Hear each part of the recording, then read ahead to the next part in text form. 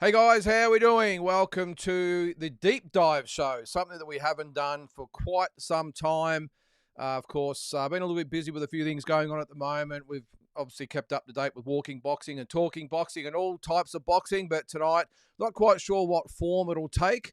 We'll just see how the show evolves. But again, this is the Boxing Deep Dive Show. So I've got a couple of guest / co-host on tonight. We're still waiting on one of them to come on, but in the meantime, I'm going to introduce a newcomer to the Deep Dive channel, and that is old mate Big J. You look a little bit like Dickie Nee there, mate. You might want to lift your camera up there. But Big J, welcome to the show, mate. Great to have you along. Yeah, thanks for having us, mate. What do you mean newcomer? I've been around this thing for at least a year and a half. Well, I mean, on the show. Oh, yeah, that's right. That's right. It's about time, mate. You know, people have been demanding that I come on. So, well, we haven't got the chump tonight. We're hoping to maybe have him next week or the week after. He's obviously over in Orlando. He's bugging off overseas, hiding behind his mother's dress because he knows the second he gets off the plane, I'm going to beat the daylights out of him. So, I'm sick of him ducking him. I'm sick of him ducking me. George, the Rose boys are aware of the fight. They want the fight, and he's just running off with this fantasy crap. Oh, you have to be 95 kilos. He's an idiot. 95 is my optimal weight. If I go down to 95, I'll destroy him inside of 50 seconds instead of, a minute and a half. Well, he can't reply at the moment because it's probably about 4 o'clock in the morning over there. But we're hoping to get Jai McAllister. Now, what's the name actually of Jai's YouTube or social media channel? I think it's called Barking Dog Media is the actual thing that comes up because it's like the dog barks 3 times. It's like a dog with a megaphone sort of head. Okay. It's Barking Dog Media. If you just put Jai McAllister in YouTube, you'll get him up because to his credit, he gets a lot of interviews. He gets all the big interviews. Well, Rose Brothers pretty much, because he's got that rather strong, what's the word, association with No Limit and all those guys. So. Yep. And of course, he gets all the international stuff done, which I haven't had a chance to go overseas yet, but hopefully soon. But to his credit, he does a fair bit of. I mean, he's a lazy. I've never seen someone earn so much money and do no work. I ring him. What are you doing today, mate? Oh, I'm in the back sunbaking. He's a lazy bug. I see his posts on social media. So he's over in Orlando covering the fight, of course. I mean, just on tonight's show. So we're going to try and keep it a little bit simple just to get the ball rolling because, again, I'm not quite sure what format this is going to take, whether it's weekly, bi-weekly, or fortnightly, monthly. We'll just see how it goes. But I thought we'd come up just mainly with a couple of topics tonight, BJ, and I'm sure we're going to have plenty to talk about. But, of course, I want to have a quick review of last week's show, and that's why I'm looking forward to Tszyu Brown being on because he was actually over there as part of Fight Hype, so he'll be able to let us know all that went on. And then, more importantly, this weekend, the big fight with Tszyu and Bakhram Murtazaliev, and plenty to discuss about that one. Absolutely. I mean, I've seen a few people's assessment of the Beterbiev Bivol fight, and I have to say it was unfairly done that Beterbiev won that fight. I don't think he did enough to win. I had Bivol winning 7 rounds to 5. I mean, Beterbiev was obviously the aggressor of the fight, but Bivol just used his defense and footwork and turned it back onto him, and Beterbiev was throwing punches that weren't really that effective. Yeah, no, I'm with you. Yeah, we'll go when Tszyu comes on. We'll all have our chance to go. We'll probably go through most of the fights on the card individually and give our thoughts. We'll probably skim across the first one, of course, except for Jai and maybe a little bit of Sky as well. But we've got a few comments in there. The odds are, guys, you might not have a chance to get to everyone's comments. Not like Talking Boxing where I address pretty much everyone, but it's going to be hard to get to that as well as what we've got to say. But I'll try my best. While we're waiting for Tszyu, Big J, we'll just go through a couple of them there, get a couple of comments there. So Travis Dalton's in the chat away. Travis, watch Bakhram's last fight. That's interesting. Travis, I actually watched that myself yesterday. A lot of punches missing the target. Can't see Tim getting beat unless Bakhram is 5 times better than that. In saying that, I'm a bit nervous. What do you reckon about that? And of course, we'll get to a full preview. But what are your first thoughts of watching Bakhram in action? Well, I did see him against Jack Colkay, and Jack Colkay washed up. And Bakhram Murtazaliev did not look that impressive. He gave him some problems, didn't he? Yeah, Jack Colkay, he was 37 years old and I think had a bit of a layoff, was giving Bakhram Murtazaliev, who was active, even though he was appearing on dark matches on Jamel Charlo cards. A dark match, for those who don't know, was a non-televised match, even before or after the show. Yeah.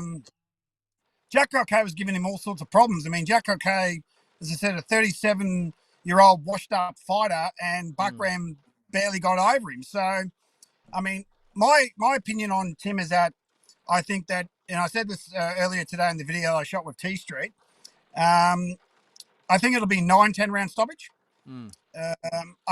T Street thinks he's going to walk in there and beat the shit out of him in 4 rounds. I disagree. I don't think he'll get it done quick. I think it'll be I think it's going to be a carbon copy of when Tim Tszyu fought Tony Harrison. A methodical, clinical beat down, and he'll get him out of there in 9-10 rounds. All right, well, we'll go over that again as we go on. I'm really interested to hear everyone's thoughts on Bakhram as an opponent, what Tim has to do to win, all the rest of it. But without further ado, the man himself, one of the power brokers of Australian boxing, Grant Taszyu Brown. How are you, Taszyu? Oh, hang on. You're on mute there, I think, mate. Hang on. We can't hear you. I'll just try and see. Not quite sure there. I'm not sure if you had a call or something again. I'm just going to exit you out of there, Taszyu. Come back in there, mate, and we'll get you back. All right, we'll get Taszyu out of there. This sometimes happens. It's an interesting app sometimes. We'll just see. We'll get him back in a second. Anytime, Taszyu. He is the man at the moment. Over there with Fight Hype, as I said, and got his own. Oh, there he is. We'll give him another try. Hang on. All right. We'll see how we go here. Oh, hang on. Where is he? There he is. Are you there, mate? Hello? You there? I don't know what's happening there, mate, but you're on mute. I'm not sure whether you've got your phone on mute or you should be okay. It says you've muted yourself. So it's a little bit of just a hiccup to get us going. But we can't actually hear you there, mate. I'm not quite sure what's happening. Where is it? A few little hiccups to get us started. BJ, can you hear? We can hear you okay? Yeah, mate. I believe that we don't have any problems with comms. We're all good. All right. What I'm going to do with BJ, I'm just going to make you a little bit smaller there so we can see you a bit better. There you are. And Taszyu, I'm not sure. Hang on. You're messaging me there. Hang on. Let's have a look. All right. You're here. You're in the chat. You're on the screen. We just can't hear you. Can you hear us okay there? Give us a thumbs up whether you can hear and see us okay. Yep. We just can't hear you, mate. So I don't know. Did he allow access to the phone, to the microphone? Did he allow access to the microphone? Oh, yeah. You might have. Yeah. So go back in there, Taszyu, into your little screen that you go to initially, and you've got to allow your microphone to be used. I think that's how it works. We'll just see. You'd think I'd be able to do it, wouldn't you? No, he's got to do it. All right. All right. Go back out, Taszyu, and when you go to coming in, you got to allow microphone access. I don't know what's happening there, but we'll give it another shot. So sorry, mate. I don't know what's happening here, guys. Apologies about this. You always get where are we? I'll just see if I've got the sound levels right here. It says he's okay. It's always something. But we'll see how we go. All right. Well, let's see who we got in the chat for stars. We've got Kelly Jane Hartman. How are you? Cal Jane. How are you there, mate? Peter Nutt. How are you, Peter? I'll get to your comment in a minute. Tommy, yeah, thanks. Excited for the show. If we have a show there, Tommy, we're working on it. Pound for Pound King. All right. We've got a couple of people. I'm not quite sure. We'll see how he goes here. I might have to reallocate him There's Andy in the chat. How you going there, mate? All right, well, I can hear him calling okay. Let's see. I reckon we might have him there. Where are we? He's in the green room. And Taszyu, you there, mate? I'm here. Whoa, he's here. Oh, there we go. We got him. Who helped you? My stepdaughter. She's 15. Her name's Sienna, and she's going to play for the Matildas one day. Oh, great stuff. Yeah. Well, Thank you very best much. Of luck to All right, Tuzzy. Now, the odds are tonight, we'll still be able to hear both of you. The odds are at some stage, you'll probably freeze up when this thing, when we have more than 2 people in it, tends to freeze. But we'll see how we're going, whether it's my internet or your internet.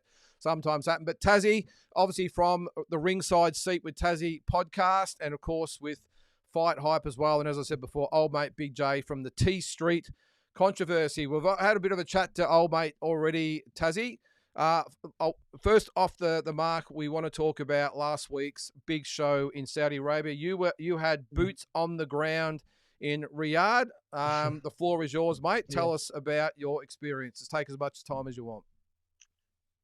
Yeah, so second undisputed title fight I've been to this year. Obviously, Fury and Usyk in May in Riyadh, and then Beterbiev Bivol last week. Unbelievable experience, mate. I mean, to be there for the whole, the grand arrivals on Tuesday, Wednesday the open workout for the media, Thursday the press conference, Friday the weigh-in, Saturday the fight.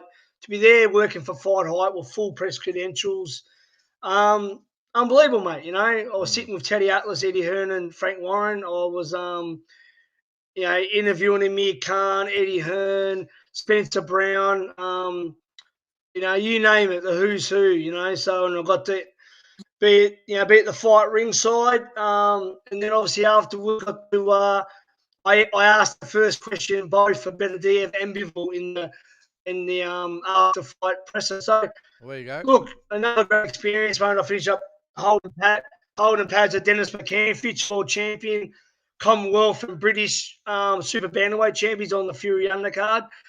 And it was awesome, mate. And I thought it was a great fight. Bivol got off to an amazing start. Beterbiev sort of come back in the later rounds with big pressure. It was tough to score. There and then I thought Bivol, but no, definitely no one won 8 rounds. I thought maybe 1 or 2 points either way or a draw. Teddy Atlas sort of had it about the same as that. But look, awesome fight. 2 great former amateur champions, 2 world school boxers. Beterbiev probably doesn't get the credit he deserves for his boxing skills. And we know Bivol is just a unbelievable boxer. So look, awesome experience, Lyndon. The card's better, and I'm on to part of it. I get been invited for Fury as well. So I must be doing something right, Lyndon, I guess. Well, Andrew had a question in there before. You mentioned, hopefully you're still with us there, about how you were able to get the first 2 questions at the post-fight show in press conference in Saudi. How'd you get it done? So, Andrew, for those that know me well, like Lyndon, I'm very aggressive and I pretty much take over wherever I am. So my personality is when I'm in the room, I'm talking. I don't care who's there, Donald Trump, Putin. I just take over. Lyndon knows that, and that's me. That's my personality, and that's why I get in first, and no one will beat me. So that's that, mate. I asked Fury a question back in May, and I was the first to get Bivol, Beterbiev. So those that know me in boxing, that's just who I am. Yeah, we know you well, mate. We'll get on to the card itself. So we'll start with Big J. The main event. Well, actually, we'll start maybe with the undercard. The main undercard fights. Sky Nicholson. Now she's copped a little bit of a flack about, I suppose, her fighting style and whether it's attractive for females, whether it's good for female boxing. I think it is. But what are your thoughts? Well, as I said to Tazzy earlier today, mate, I mean, whatever she's doing, it's clearly working because she's not just winning these fights, she's winning them emphatically. So I only gave Raven Chapman the first 2 rounds of the fight, and Sky took over with her footwork, which has improved dramatically over the last 3 or 4 fights, her evasiveness, and, I mean, I don't like what she does, but it works for her. I mean, her style is very similar, a very crouching, evasive, similar, using her footwork similar to, and I mean, very, very slightly similar to Roy Jones Jr. He used to do the same thing. So it works for her. But mind you, having said that, the featherweight division in the women's division is pretty weak. Besides her and Amanda, who's really there? Where it is for women is 130, 135, 140, 147, and bantamweight. I think if Sky was in any of those other divisions, she would have got caught by someone a long time ago. So I think that's why I think Sky is probably not the best, but better. Obviously better than the competition, but the competition at featherweight is pretty weak. It's probably one of the weaker divisions in boxing. That's not to take away anything she's done, but if she was a 122 or a 140er, I don't think she'd be a world champ. She'd get exposed by the other girls easy. Yeah. So, I mean, I wanted to fight Amanda Serrano because Amanda Serrano would knock her head off, and pretty quick. So, sorry, Big Joe. I was just going to say to Tazzy, what were the mood at ringside? What was the thought? Obviously, the first female fight ever on a Saudi card. Is it something that we needed a little bit more exciting, or people actually appreciated her boxing ability? So let me tell you, in fight week, they were that confident. The English were almost had a run-in at the press conference with a couple of them because they were carrying on saying, "Oh, I knew," and I was saying, "And still." And one of them come up and said, "Oh, I remember Hatton Costa." I said, "Mate, watch your fucking mouth. Costa's who's a dear friend of mine, and they would have killed him in his prime." So I almost kicked off with them. They were very cocky. Flying the Aussie flag. I disagree with Big J. Because, as I said to him earlier today, you can look at a fight from a distance. It's different when you're in there with someone. You can say Sky looks like she's easy to hit, drops her hands, but no one's doing that, mate. So at the end of the day, that's her style. And let me give you a bit of history. You should know this. Her brother, Sky Nicholson, fought the same way. Sky was arguably one of the greatest amateur boxers Australia's ever had. I think he got 2 of the World Championships. Well, anyone who knows World Championship boxing and amateurs, they don't give medals away.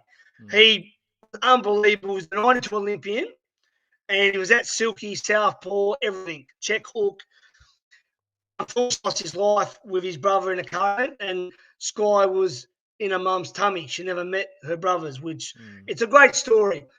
I believe Sky is the real deal. It's okay to say this and that, but no one's touching her. And this girl tried. She's a beautiful boxer.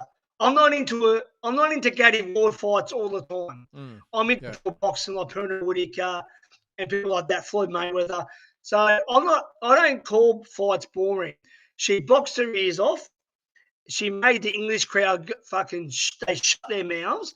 And I give her full credit. And until someone does catch up with her and beat her, which is not easy, mate, I think she'll go all the way. I mean, and I wanted to do well. I mean, she's an Aussie, so I don't know. I'm not sure what Joe wants her head knocked off for because she's an Aussie. Yeah. Big J. Yeah, well, I mean, she would beat everyone. She's going to beat everyone else in that division. What do you want her head knocked off for, mate? What's? It's just the future undisputed. Why do you want her head knocked off for, mate? What's? Yeah, but people, Muhammad Ali called himself the greatest when he just turned pro. Boxing's a business. That's part of it, mate. Money Mayweather called himself pretty boy and Money May. If she fights Serrano will probably knock her head off. Serrano's a far superior boxer than Sky is. No. I want her to beat Serrano, but I don't see it happening. So yeah, she's an Aussie, but I don't back people just because. Okay. All right. Yeah. I mean, of course I wanted to win, but in reality, I think Amanda would beat her. Right? Well, I mean, of course I wanted to win an Aussie. I'll back her, but I mean, I don't want her to. Sorry to cut this off there. Well, Big J, obviously the opponents that's being thrown around for is Tiara Brown. So she got to. That's a great fight. That's a great fight. Yeah, I would like if Sky can get over her, which she has to prove that in the ring. Because, the only person I think that could really stop Sky at this stage is Amanda Serrano. I don't think anyone else, and Tiara Brown might be the other one. I don't think anyone else in the division could take her. I mean, I've said that before. But once again, she has to prove it in the ring. So it's like Tim with Murtazaliev. I think Tim will beat him 9-10 rounds, but again, he has to prove it in the ring. So I always say that. They have to prove it in the ring. there's no good saying this and that and whatever. They have to prove it in the ring. So, right. And I think that would be a great fight, even though I think, and to her credit, Sky has called her out not once but twice. People have been thinking that Tiara Brown's been avoided a little bit, but I think that's probably the best fight bar the Serrano fight for Sky Nicholson at this stage, unless someone from 122 like Ali Scottney or someone moves up. Yeah. So yeah, that's what I think. I'm a little bit in between. Like, obviously, as an Aussie, I want her to do really well. I'm along the lines of I really probably being a traditional boxing fan and not just casual, just looking for the blood and guts. I actually really appreciate the technique that she uses and the skill she has. And I must admit, I don't really see, or need the fight to be exciting to appreciate her style. And I think Tszyu said, I mean, no one's really been able to solve the puzzle yet. And I've said in a couple of my videos that no one's tried to cut her off, or if they have, they haven't looked like they have. No one's tried to really rough her up. Now, that's obviously a credit to her, because no doubt the trainers are looking at her like we look at her and go, okay, we need to do this. But so far, no one's even come close to even really laying a half-decent punch on her. So it's a credit to her and her team. And I think she beats Tiara Brown, if I'm being honest. Serrano is maybe a different story, but I give her every opportunity to win it. But Serrano's a little bit different because she's so tough and hard and experienced. So I think that's the fight. But credit to her if she takes both those fights. But it's as I said, being an Aussie at the moment. Like Tszyu said, it's different when people get into the ring, and Tazzie's absolutely 100% right. Because when they get into the ring, sometimes the plan that they have goes out the window. Here's a good one too. Baumgartner versus Sky. That'll be a good fight too. Yeah, I mean, her evasiveness and her footwork has improved dramatically. So if she keeps that up, I don't think anyone is going to get near her. So, but she's certainly not a boring fighter. I can't stand people like that. Yeah, I always prefer to get the knockout because you don't leave it in the judge's score. Get the stoppage because you don't leave it in the judge's hands because there's a chance you could get screwed.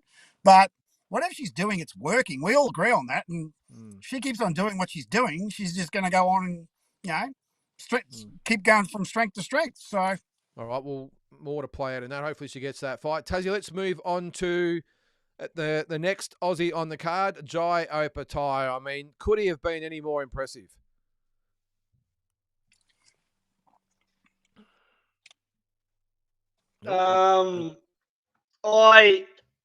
I got to film Jai and watch his training.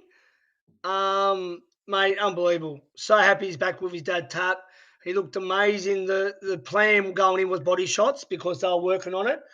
And, mate, he's the best cruiserweight in the world, hands down. He's, he was so focused and determined. And he put on a masterclass and made a pretty good guy who fought Joseph Parker at heavyweight and went the distance.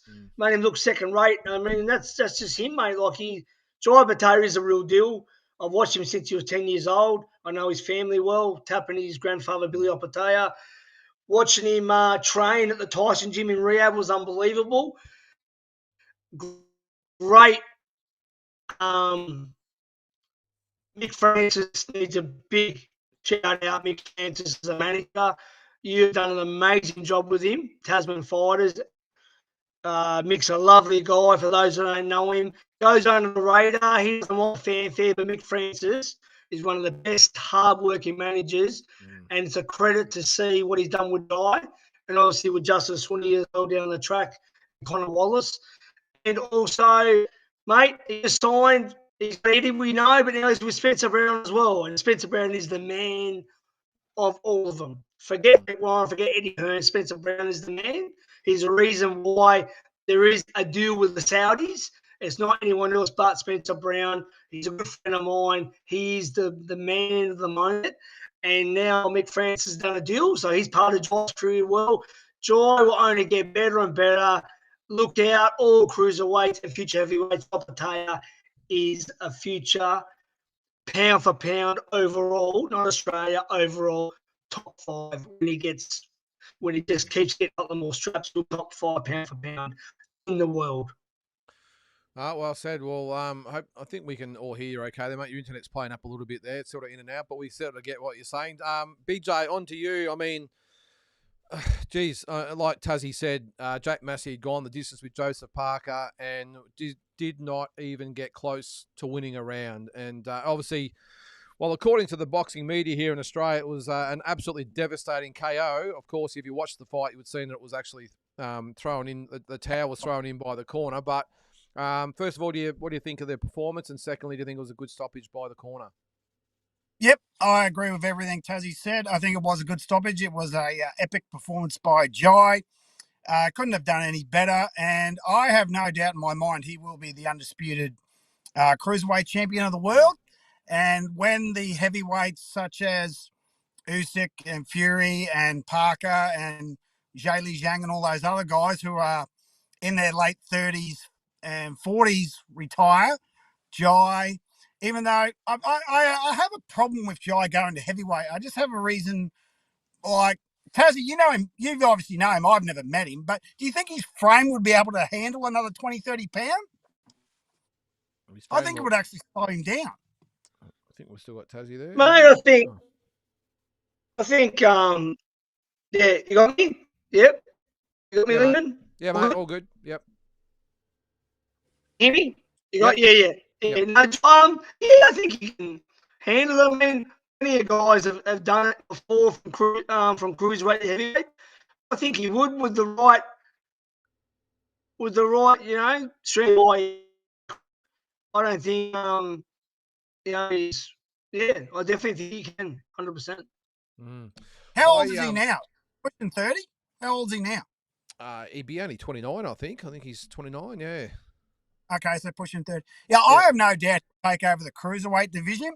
I've always been a bit cautious about him going to heavyweight, but if his frame can handle it and he doesn't slow down any, because he's a natural, what's he walk around at about? 215, 220? Oh, yeah, I don't think he'd be too far, right? Probably 7 or 8 kilos over the limit, maybe, yeah. Yeah. So, I mean, he's not a natural heavyweight. He'd have to bulk up. And I can tell you from the days of bodybuilding, I've seen guys who were 90 kilo put on 15 and they could barely move. So, it's whether or not their frame can actually handle the extra weight, because it does slow you down. It's like where every boxer they move up, they slow down.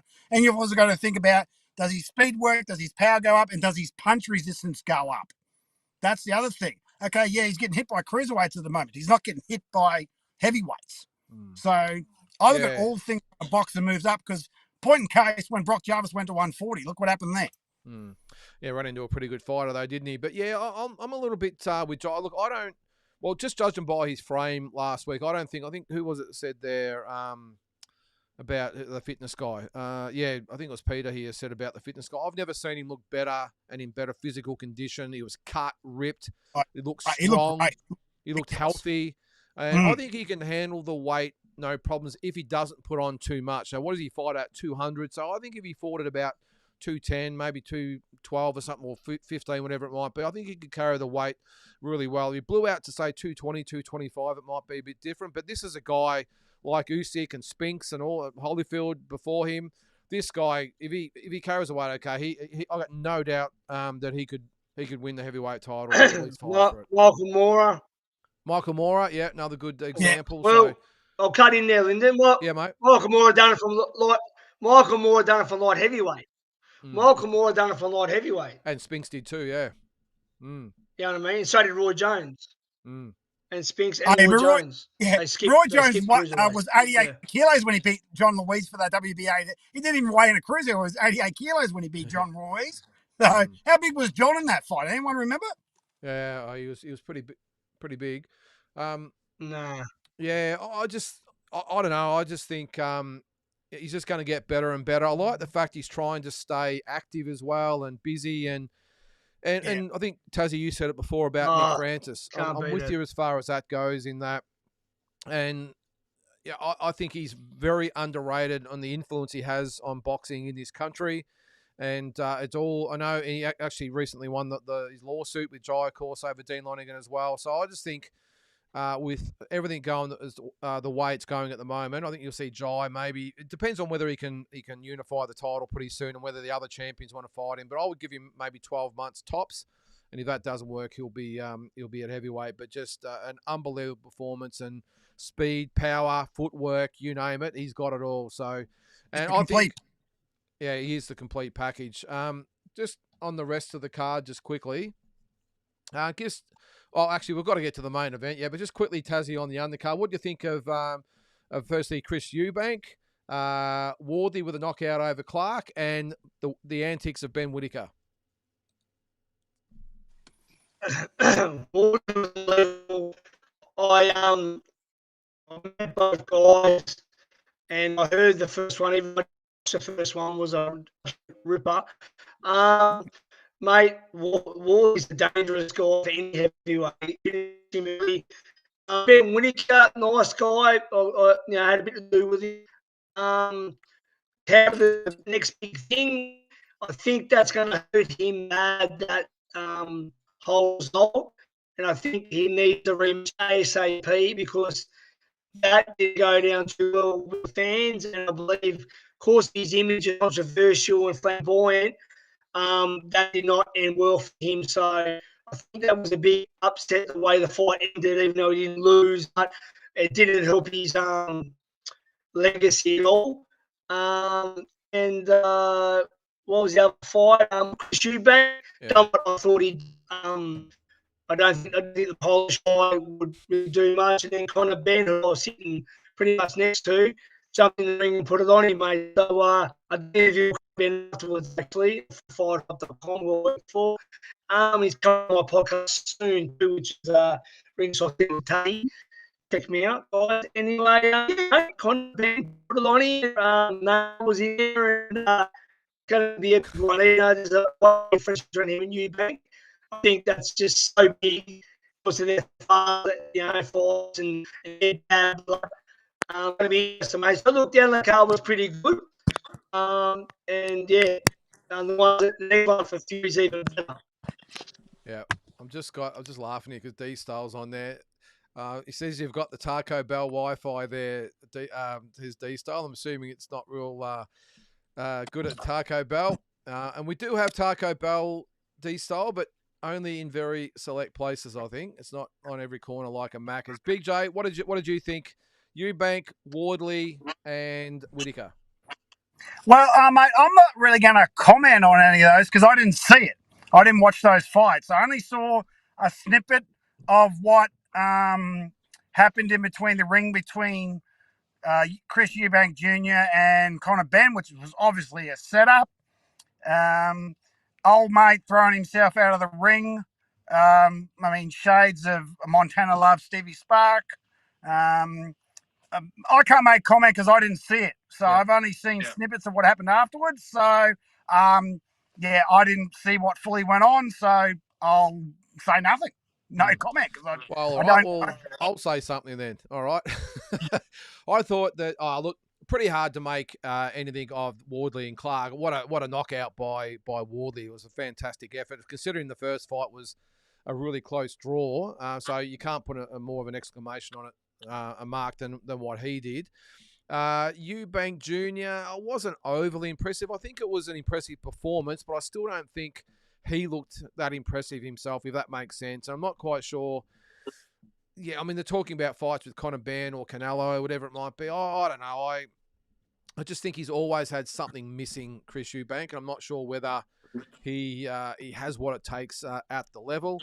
Who was the other one? Oh, Ben Whittaker. Yeah, well, enough's been said about that. I think. Actually, I will say one thing, Lyndon, if I don't want to cut you off, mate, that's rude. Yep. I've never seen two blokes live off the reputation of their fathers more than these two boys. Yeah, yep. The Zoo boys are nowhere near as bad as or pretty much anyone. I can't think of any other two boxers that have lived off their father's rivalry more than these two. Yeah. So, they're milking it for everything that's worth, because I'm pretty sure it's the first son versus son rivalry. Is that right? The first two. Ooh. No, we've had Zoo versus Horn here in Australia. No, that's brothers. Sorry, brothers. Yeah, that's brothers, man. I'm talking sons. Yeah. I think that would be. I mean, we had Fraser Ali 4. Remember the two girls fought? Yeah, we did. Ali's girl and Fraser's girl. Imagine if that happened today. That'd be a massive fight. But I'm pretty sure this is the first two pairs of sons. Surely it is. It could be. I'm not sure. Yeah, and or certainly on this world level scale. Yeah. So it's probably happened somewhere, where no one's noticed it. But yeah, I've never seen two Blads live off their father's rivalry as much as these two. And I wish they just get in the ring so they can get it done. Everyone can be done with it, because they're just going to keep on throwing it in our face till they get it done. So. Yeah. Tazzy, I almost text you while you're over there asking I know you got a selfie with him and an interview and everything with him, but your old mate Connor Ben, give him a bit of a clip and tell him to wake up to himself. Well, yeah, that was just so cringeworthy what he did in the ring. You don't agree, obviously? Look, mate, I mean, at the end of the day, mate, look, brother, boxing's entertainment. It probably was set up, mate. So look, as well as anything, Lyndon. Trying to sell fights, everyone does it these days. So it is what it is, mate. I'm not going to put someone down for trying to make a fight happen or sell a fight. Promoters probably organised it. So you know the game. Boxing the circus, mate. You know what I mean? So well, you could have at least given him a clip for the hairdo. That was enough to deserve at least one. Well, mate, hey, I've got to be careful. I've got to be careful and click me back, mate. So I mean, I'm retired. He's in his prime, mate. So I don't know how I rate myself, but I don't know how I'd handle Callum Ben, mate. I don't know. Yeah. I know the feeling. All right, well, just quickly a final word on the main event. I know we've all had our say. We'll start with you, Big J. The main event, who won and why, and if there is a rematch, which I'm assuming there will be, who wins? Okay, Bivol won 7-5. I believe that he controlled the fight. Hang on, now your sound's playing up there, Big J. What have you done? Nothing. I don't think I've done. There you go. Now you're back. Now you're good. We're all good? Okay, Yep. good. No, Bivol 7-5. Whatever you did there, go back and do it again. Are you covering it or something there? No, hang on.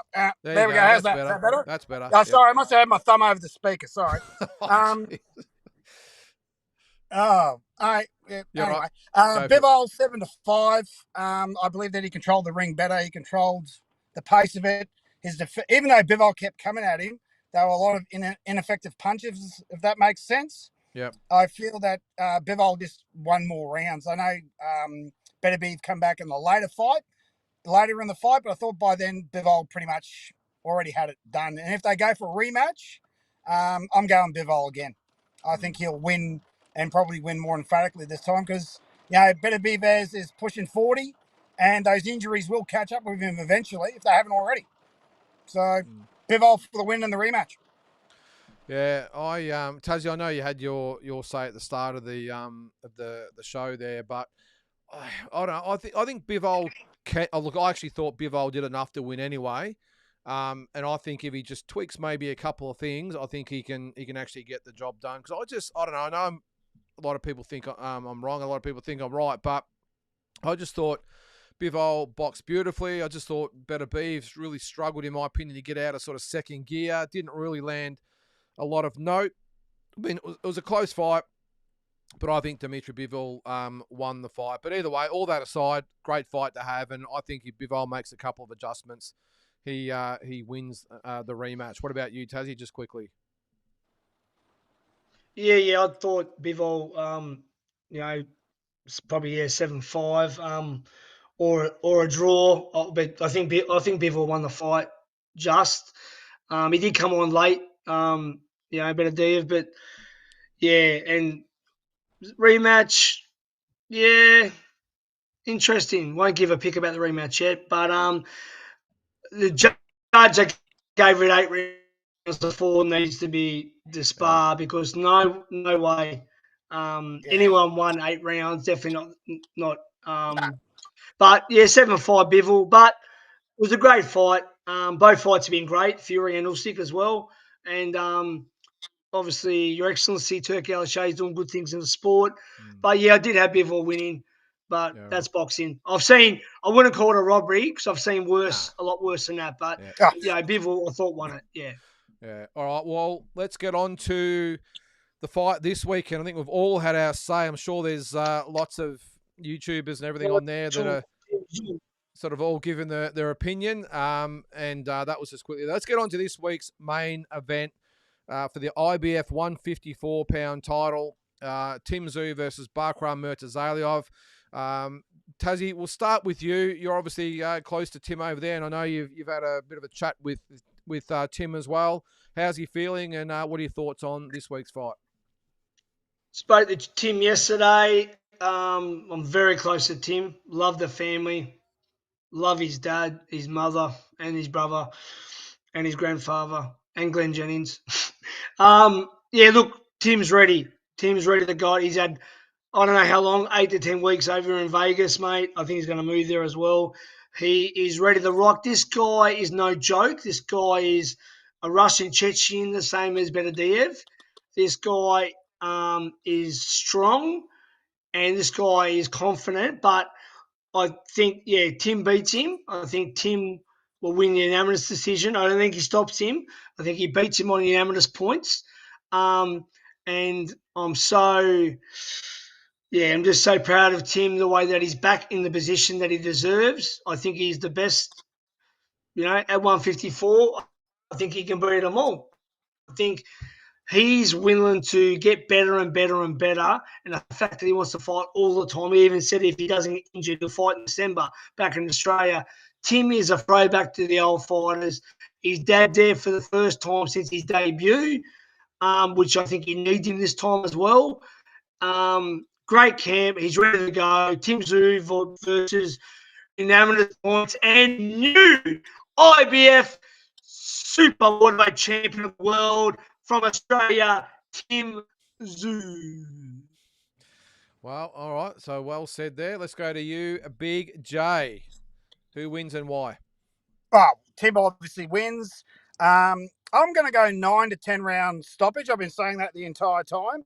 I think this is going to be an emphatic, methodical, clinical beatdown of Bakhram Murtazaliev, and I think it'll get stopped in either the 9th or 10th round. I mean, I did a video of T Street on the channel earlier today. T Street thinks he's going to beat the shit out of him inside of 4 rounds. I'll be like, oh, you're a bit ambitious there, mate.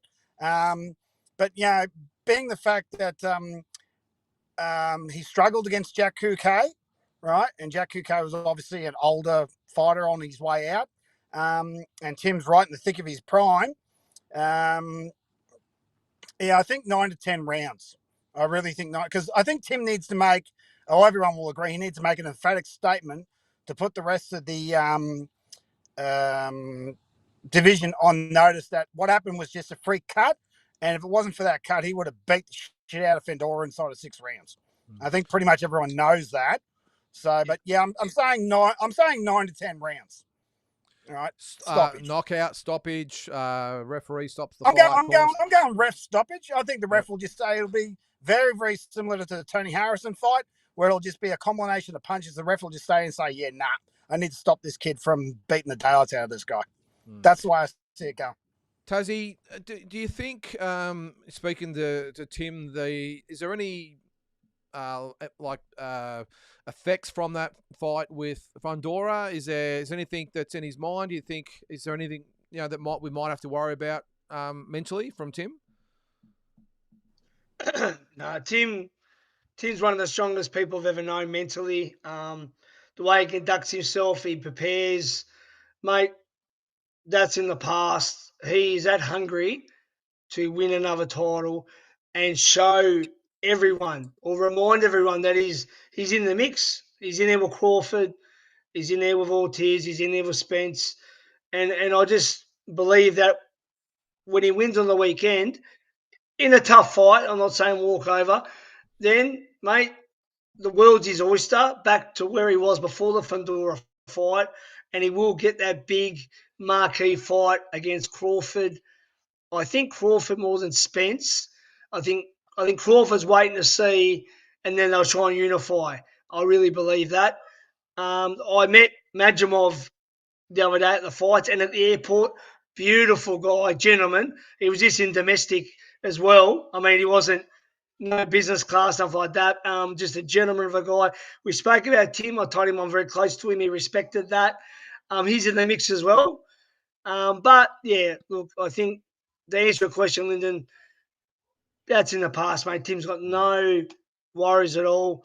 He's done the hard yards and he's going to shine on the weekend. And Australia's going to have another new world champion. And he'll be a 2-time world champion so early in his career.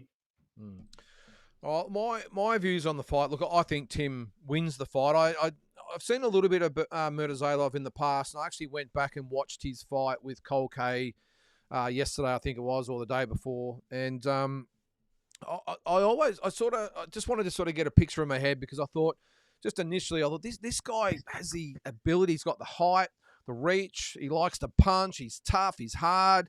The Russian steel, as we all talk about.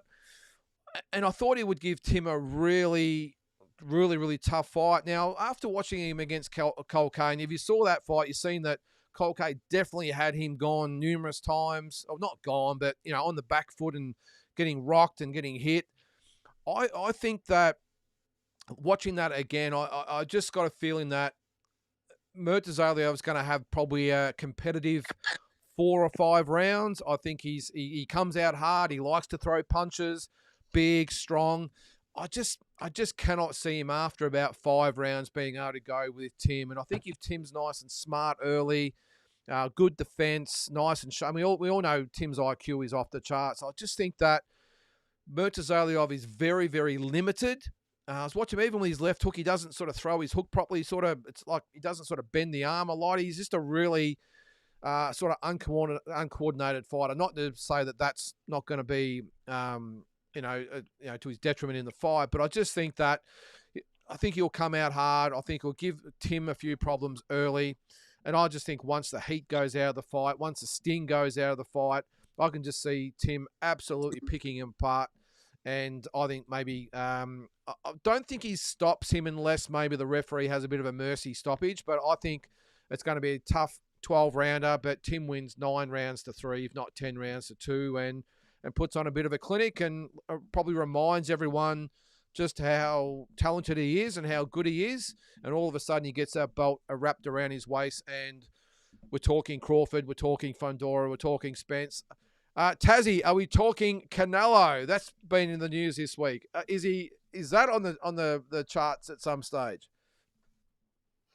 Nah, man, I don't like hearing that sort of stuff, mate. Look, there's weight division. There's weight divisions for a reason. Yeah. By the time Tim is up anywhere near that weight, Canelo will be long gone. I think Tim. This is what I think will play out. This will give me a second, guys. I think Tim will win on the weekend. Then he'll unify. He'll either get revenge on Fundora and take his WBC belt, or get his WBO back. I think he'll have a potential fight with Crawford, and I'm going to back my man. Then he'll move the middleweight, and he'll win the middleweight title, one or two. If he does end up as a middleweight, mate, he can go middleweight tomorrow, and Lyndon, easy. Well, he started off the middleweight, didn't he? I think by the time Tim is up anywhere near that, Canelo will be long gone. And Canelo hasn't got a lot to gain from fighting Tim at the moment. I don't like people jumping up 2 divisions. I don't like Crawford talking about it. Let's just keep it on what's going on. He's going to fight for the title, and then hopefully we'll unify his division, which is super water. So for me, I don't want to hear about Canelo, Lyndon, because I think it's a fairy tale, mate. Yeah, I agree. Yeah. Go for it, Big J. Yeah. I agree, because all this talk about Crawford versus Canelo would fucking murder Crawford. Murder him. Kill him. Crawford's never fought that high in his life. Right? And all these simp bloody knucklehead boxing fans that know nothing about what the hell they're talking about. Oh, this will be a great fight. No, it won't. It'll be a one-sided beatdown. And Crawford will get seriously, seriously hurt because Canelo will murder him. And, and all this other bullshit talk. Oh, Inouye should fight Tank. Tank would murder Inouye. So all these simp boys out there that know nothing about boxing and don't realise it's not WWE where it's all scripted and they're not really hurting each other, right? Boxing is not a game. And all these fantasy fights need to stay that. Fantasies. They're not going to happen. They shouldn't happen. And anyone that sanctions those fights should have a bloody hard look at themselves and say, why are we allowing this to happen? So, I mean, it's happened to here. Look what happened when I'll keep bringing this up. Brock, when he fought Liam, look what happened there. 90 seconds, bang. And he jumped up how many divisions? Two, I think, when he fought Liam. So all this fantasy talk is exactly that. Fantasy, stop it. Tim could, as Tazzy said, Tim could take over the middleweight division tomorrow.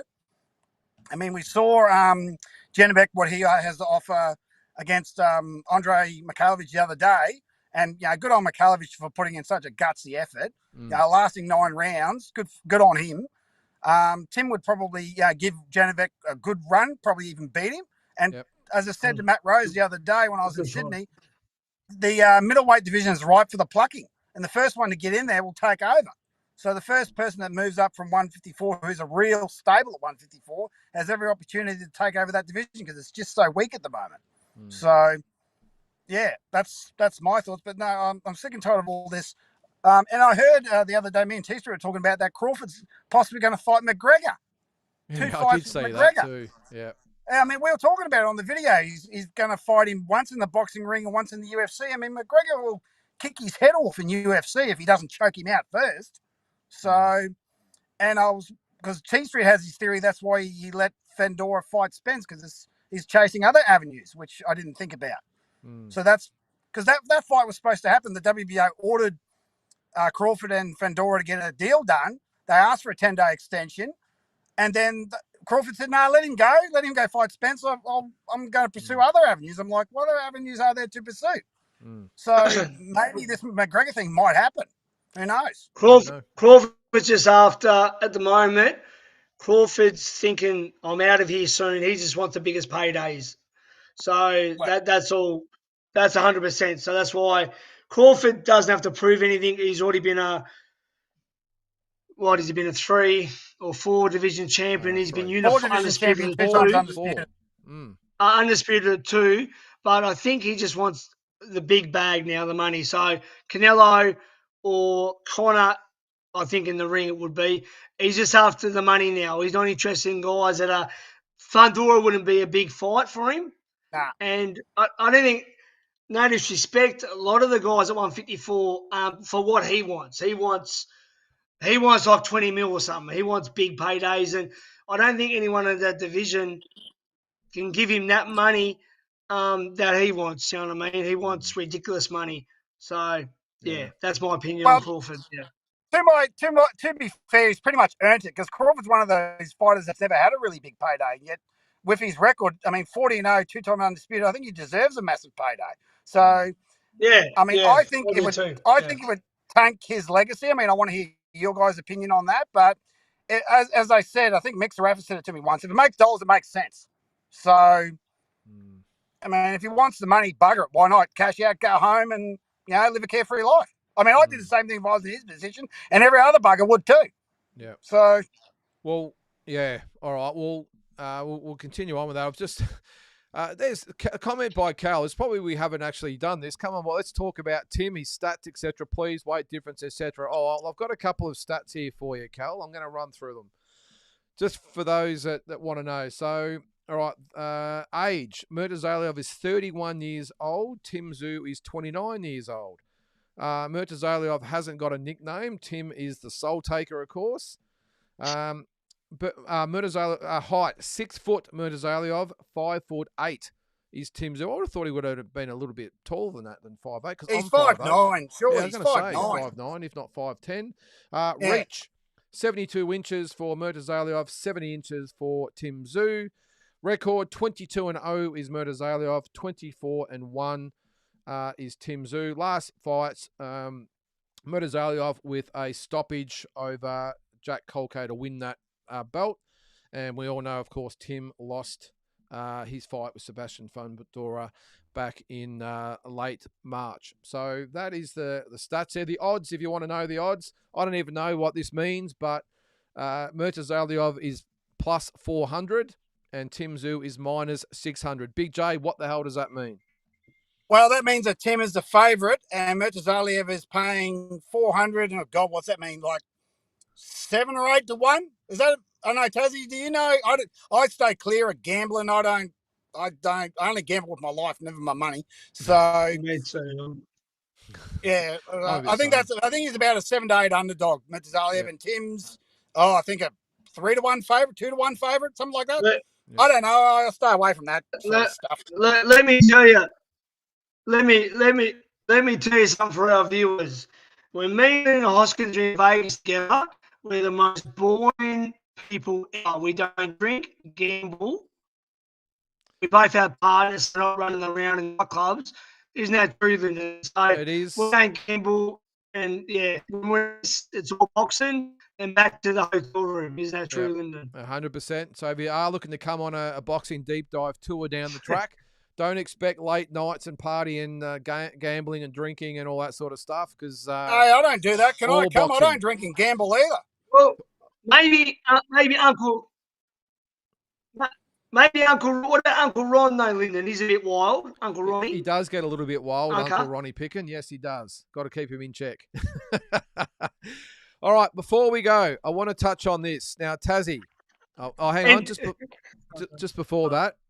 So, all right, so D-Styles explained it here. If you bet $100, you win $400 and get your 100 back. That's if you're plus 400. Yeah, 4 to 1. So. Okay, all right. Well, again, I've got no idea what that means. All right, now, Tassie, I need to talk to you about something. Here we go. In the last couple, I know you've only been back a couple of days. I'm not sure you've seen it. The top 20 power brokers in Aussie boxing. Now, I've got to say, I was surprised you didn't make the list. I'm not sure whether you've seen it. Give me your thoughts. No, I've got no idea about it, mate. But I don't expect to make lists like that. I mean, I'm a small-time promoter in Tasmania. I'm a ex-fighter. I'm a manager. I'm now in the media, mate. But, like, there's some big guys that obviously, in Australia that obviously, have bigger backing than I do. So I'd be upset if it was a boxing brain knowledge thing because I would beat every single person in Australia and I've been arrogant. But as a power brokers, nah, I'm not probably in that league. So give me the top of your head, who do you think of the top 5? Top 5, who do you think?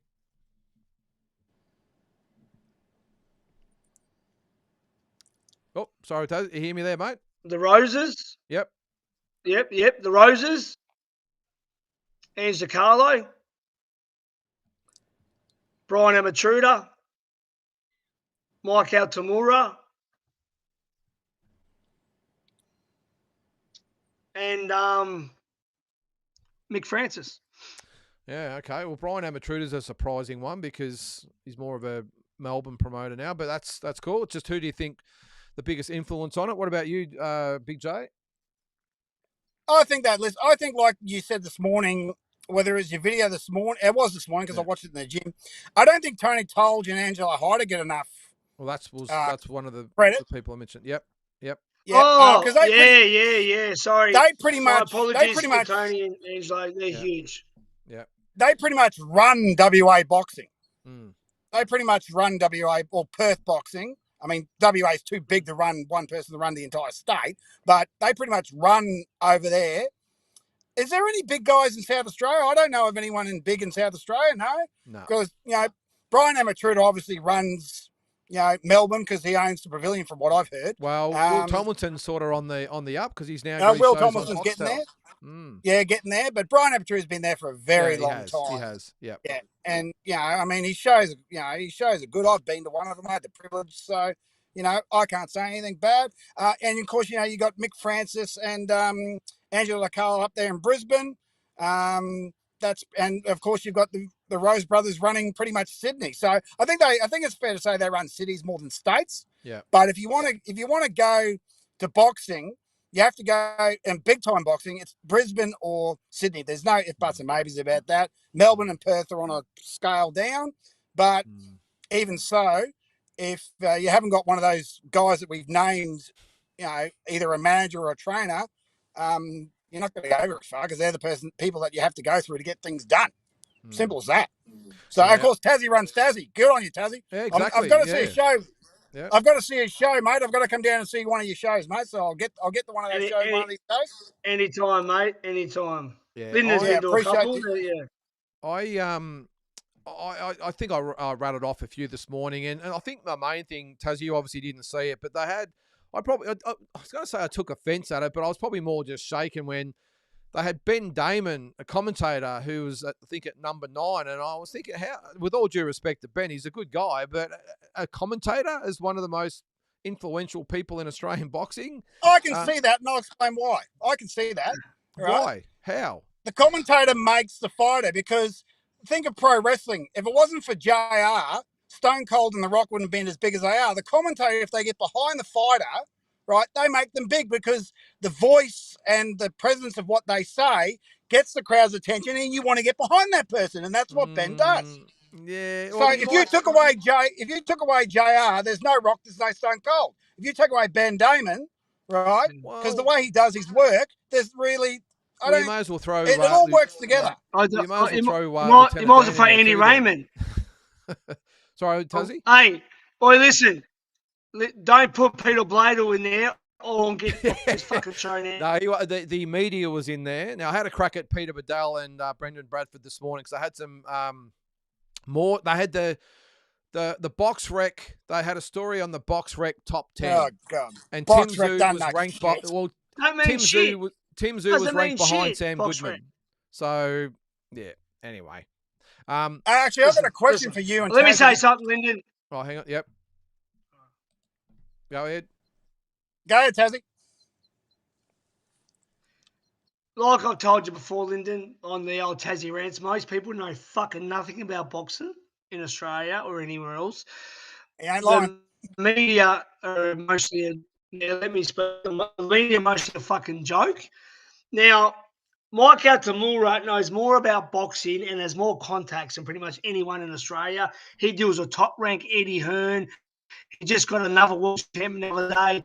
A lot of you guys might know Mike Altamura, and he is big time. So people like him that don't care about Australian credit, because Australia is a small fucking little country. We're a little ant of the world, okay? You might think, this and that. I travel to Vegas and Saudi. I go to the big fights and the big shows. Australia is a small sand country, and the commentators will know that. I don't mind as a person. He's a good commentator, but Peter Bladel Goose, Jonathan Brown, and fucking all these footballers are gooses. Are they geese? I don't know if Jeff Fennick do a powerful person. Gooses.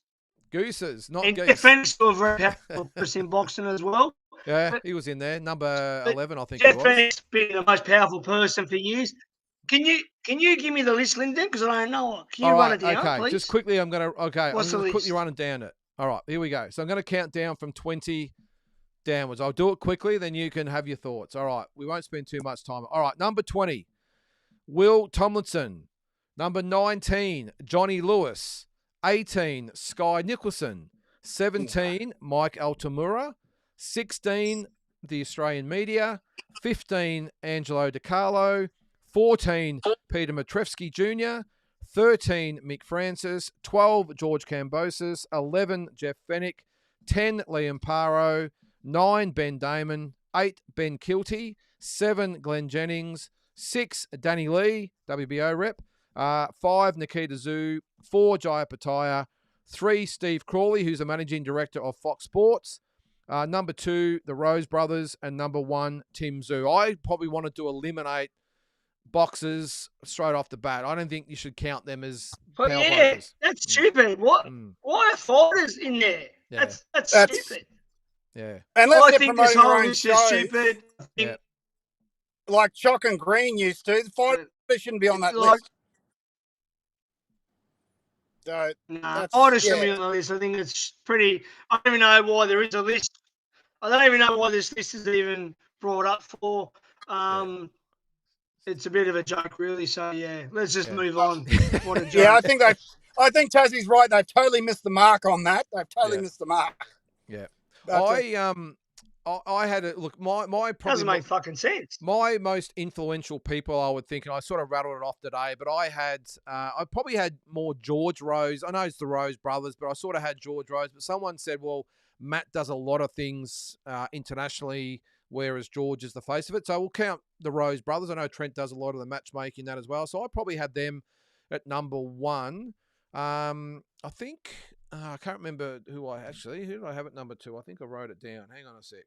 I had I had the Steve Crawley's Fox Sports, of course, but boxing only people. I would say Mick Francis. I would say Angelo DiCarlo. I would say Glenn Jennings, Mike Altamura, and Tony/Angelo for Dragonfire. I think I agree. What they do internationally for the fight. And you're right though, Tassie, about Mike Altamura, and like he on all the big shows, No Limit shows behind the scenes. He's got Matteo Tapia on this weekend. He had the South African guy last week. TJ Doherty and these guys win. The TJ Doherty upset over there for the world title. Is it Cafu? He won the other day as well. Another Mike protege. So. Yeah, I mean, and Glenn Jennings, of course, just with the Zoos, and Mick Francis, who you know is on a first-name basis with Turkey Al-Sheikh as well. So these are the guys who should be getting recognition. And on the other hand, too, Angelo DiCarlo's been part of boxing for so long, behind Liam Paro, Dempsey McKean, numerous others. And it could have been worse. They could have put up Peter Bedell, but I don't know. The Australian media, those types of guys are right for those. Can I add something, Lyndon? Yeah, mate, go for it. Can I? Right. It might not be as talked about in recent times because of it might be wider. But let me tell you all, everyone watching this show right now, I don't care about this list or how it is. But let me tell you this, one of the most influential behind-the-scenes person that gets phone calls from every single person has been named this list. My brother Billy Hussein. Don't sleep on Billy Hussein, on how powerful he is, how smart he is, and the Angelo Carlos and the Phoenix and everyone, they all consort with Billy Hussein because Billy Hussein knows more about the bigger side of the game than all you fucking. And Mike Altamura, who I love, I go to Billy. So there's a guy from Lakemba, and his name is Billy Hussein. Don't sleep, mate. He's in this game. All right, we sort of missed a little bit that, Tassie. I think we get what you're saying.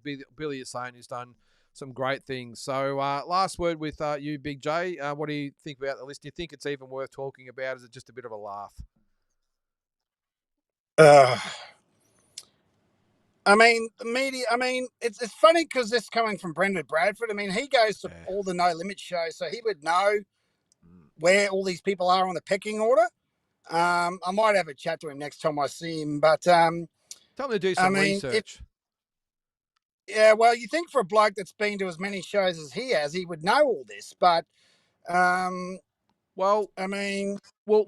issue with someone like that, I said it today in my video, Big J. You've got Peter Bedell and Brendan Bradford, who both wrote an article today about the pound-for-pound ratings, where I think Tim Tszyu was number 4, Sam Goodman ahead of him. I think Dana Coolwell was in there. These guys, they aren't top 10 pound for pound. And then they said that Jai Patai's Sam Goodman in, but he's down the bottom. Well, Jai Patai's fight was apparently an absolutely devastating knockout. Well, I didn't, as good as Jai was, I didn't see a devastating knockout. So, do your research, boys. That's what I would say. Well, you got to remember, they've got to sell papers and they need to make the article. They need to dress the article. I don't care. Get it right. Yeah, true. Yeah. But get it right, then dress it up. But, I mean,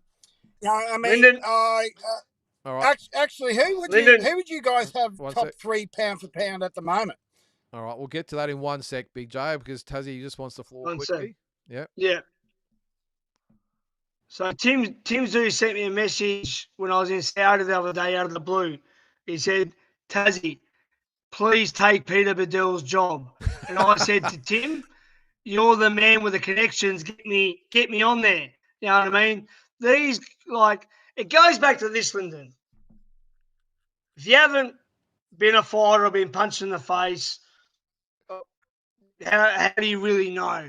These guys are fucking little journos. To me, like, yeah, I'm over it. And obviously, they're going to be biased to who pays them. They're in with one crew, which is No Limit. Mick Francis, Mike Atamura, Tony Tolge, they're not with these guys, so we don't get the credit they deserve. You know what I mean, Lyndon? So that's it. Yeah, I'm with you there, mate. Well, all right, well, just quickly, so just to well, answer that's why they've got guys like me who don't play favourites and will talk to anyone. So I don't mind who they are. I'll talk to any person. Just to answer D-Style there, it was the box rec list D-Style, and I think it was, just off the top of my head, it was Liam Paro 1, I think it was Jai Opetaia 2, Sam Goodman 3, Tim Tszyu 4, and I think... who was? I reckon Dana Coolwell was in there. But anyway, my message to everyone out there is just don't take any notice of box rec rankings. It's all done by stupid algorithms. So before we go, just quickly, Big J, you brought up a question. What'd you say the top 3 pound for pound in Australia? Were you just was that what you asked? Yeah, let's go top 5. What do you boys think? 5. Who's the top 5 at the moment? I'll go first. I think Jai, Opetaia, Tim Tszyu, Liam Paro, Jason Maloney, George Kambosos. Taszyu? Yep. Exactly the same as you, Lyndon. All right, mate. That's good. Exactly. And Big J? I've got Jai. Now, the one thing I want to say is that pound for pound lists can change on the hour. So at this point in time, I dare say this will change on Sunday, but as I stand right now, Jai, Liam, Tim, Jason Maloney, and I'm tossing up between. Well, I have to put George in there because he got that win over Lopez.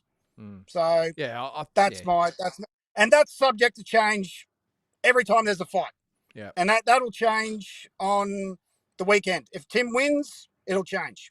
Yeah. If he doesn't win, it'll stay the same. I think Taszyu, I don't know what you think. I think if Tim wins the title, that's great. If he does it in I'm not sure he'll overtake Jai, but if he does it in really impressive fashion, well, the argument's got to be made that Tim is number 1. Yeah, I agree. Yeah, 100%, mate. If Tim win title, really, yeah, definitely, there'll be an argument for who number 1. Not that it means anything. Look, I'm so happy that Liam, Jai, Tim, all these guys are fighting at the highest level in Australia. The Maloney's have been so great for many years. George, we can't take back denying what he'd done against Tszyu, and then 2 big stadium fights with Hayne in a big stadium fight with Longmay's been great for boxing. He has. Jeff Horn boxing back with the win over Pacquiao. There's the Tszyu resurgence, Tim Tszyu and Nikita. I mean, it's awesome, you know what I mean? And so look, everyone's played their part into what's going on at the moment. Boxing's in a great place at the moment. It's one of the best places it's been in many years. And I'm just behind all the Australians because we do tougher down population-wise, but we're as good as anyone pound for pound per capita. Yeah. Nah, agreed. Well, guys, that will do it for this first episode of the Deep Dive Show. As I said, I'm not quite sure what format it'll take, whether it'll be weekly, monthly, whether there's other segments. We'll try and get, obviously, a few more guests on as well. Taszyu, I know you're a little bit limited on what you do. I'm sure you'll be back again, Big J, and we should have. We got to get that chump. We got to get that chump on and find out why you've been ducking me. All right, so we'll do. Well, guys, really appreciate you coming on the show tonight. I thank everyone that tuned in as well in the chat, and hopefully we can build the show. And any suggestions, let us know. But we will. This is just a launching sort of pad, and we'll see what we can add to it as we get going. And you never know, we might get a return of Mike Altamura, and who knows, Tazzy, Peter Maniatis might man up and come back on as well. We'll see. And Peter's still under his mother's bed. Peter's under his mother's bed still hiding. Guys, check out my YouTube podcast channel, Ringside Seat with Tassie for got Jimmy Lennon, Roy Jones Jr., Tony Judah, Tim Zoo's on there, Billy Dibb. Mate, look, check it out. Follow and like Ringside Seat with. Sorry, Tazzy, you cut out there. I'll just repeat what you said there. So check out Tazzy on Ringside Seat with Tazzy. All the biggest names, not just in Australian boxing, but world boxing. Jimmy Lennon Jr. is the one coming up. I love the ones with Teddy Atlas and, of course, Tim and Anthony and Moundine, all the rest of them. But check out Ringside Seat with Tazzy. And, of course, old mate Big J on T Street Controversy. So, guys, thanks again. And hopefully we might see you next week. Thanks again. Catch up. Thanks, mate.